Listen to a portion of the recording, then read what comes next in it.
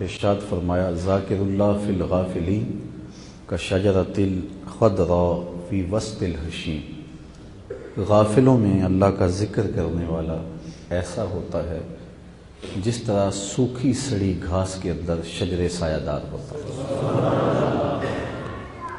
آج قلوب اللہ کے ذکر سے محروم ہو گئے ہیں الا ماشاء اللہ، اور یہ دلوں کے اجڑنے کا سبب ہے۔ کوئی بھی چیز ہو اس پہ توجہ نہ دی جائے تو وہ چیز اپنی چمک باقی نہیں رکھتی، زنگ آ جاتا ہے۔ حضور نبی رحمت صلی اللہ علیہ وآلہ وسلم نے ارشاد فرمایا جس طرح باقی چیزوں کو زنگ آتا ہے تو دل بھی زنگ آلود ہو جاتے ہیں۔ باقی چیزوں کا زنگ اتارنے کے لیے کچھ چیزیں ہیں جن سے ان چیزوں کا زنگ اترتا ہے۔ تو اگر دل زنگ آلود ہوتا ہے تو کوئی چیز تو اس کے لیے بھی ہوگی جو دل کا زنگ اتارتی ہوگی۔ تو خود ارشاد فرمایا لکل شیء ثقالہ وثقالۃ القلوب ذکر اللہ، ہر شے کا زنگ کسی نہ کسی شے سے اترتا ہے، اور جب دلوں کو زنگ لگتا ہے تو اللہ کے ذکر سے دلوں کا زنگ اترتا ہے۔ اس لیے کثرت کے ساتھ اللہ تعالیٰ کا ذکر کرنے والوں کے دل مزکہ اور مصفہ رہتے ہیں اور پاک رہتے ہیں، اور دلوں میں بہت ساری بیماریاں جو پیدا ہوتی ہیں ذکر کی برکت سے زائل ہوتی ہیں۔ دل کی بیماریاں ظاہری بھی ہیں اور باطنی بھی ہیں۔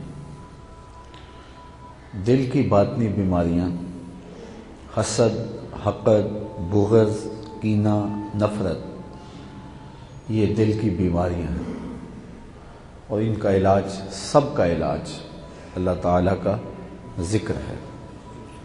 تو ذکر جب کیا جائے تو دل اللہ کے نور سے معمور ہوتا ہے۔ حضرات صوفیہ کہتے ہیں جب کوئی شخص ایک مرتبہ کہتا ہے اللہ، تو اللہ تعالیٰ اس شخص کی طرف نظر رحمت سے دیکھتا ہے۔ آپ اگر مجھے آواز دیں تو میں آپ کی طرف متوجہ ہوں گا کہ نہیں ہوں گا؟ تو جب کوئی شخص اللہ کہتا ہے تو اللہ تعالیٰ اس کی طرف نظر رحمت سے دیکھتا ہے، اور جب اللہ تعالیٰ کسی کی طرف نظر رحمت سے دیکھتا ہے تو اس کے 70 گناہ جل کے راکھ ہو جاتے ہیں۔ کچھ لوگ یہ کہتے ہیں کہ ذکر خالی اسم ذات کا مجرد، یہ مقصد پورا نہیں کرتا۔ یعنی آپ یہ کہیں اللہم آتنی فلاں، مجھے فلاں چیز عطا کر، اے اللہ مجھے یہ عطا کر، یہ تو اس سے عرض کرنا ہوا۔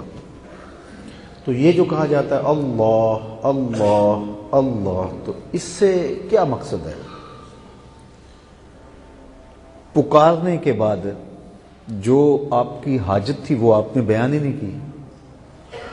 آپ مجھے آواز دیں تو میں متوجہ ہو جاؤں گا، تو پھر آپ پھر آواز دیں تو میں پھر متوجہ ہو جاؤں گا، تو بار بار آوازیں دیتے رہیں تو میں آخر کہوں گا کہ بولو کس لیے مجھے پکار رہے ہو؟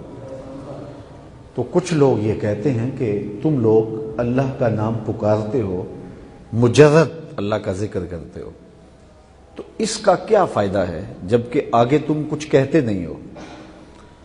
تو اس کے بڑے جواب اہل علم نے دیے ہیں، لیکن میں اس کا ایک سادہ جواب دیتا ہوں، اور وہ یہ ہے کہ آپ مجھے پکاریں، آواز دیں، تو میں متجسس ہو جاؤں گا کہ آپ نے مجھے پکارا ہے تو کیوں پکارا ہے۔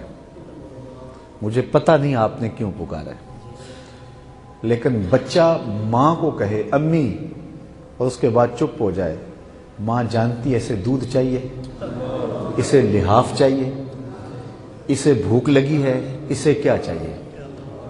چونکہ ماں کا تعلق ہے، ماں نے بچے کو جنم دیا ہے، جس نے جنم دیا ہے بچے کو بتانا نہیں پڑتا صرف امی کہہ کے پکارنا پڑتا ہے، اس کی اگلی ضرورت کیا ہے یہ ماں خود جانتی ہے۔ جس نے جنم دیا ہے وہ اتنا بچے کو جانتی ہے، اور جس نے خلق کیا ہے۔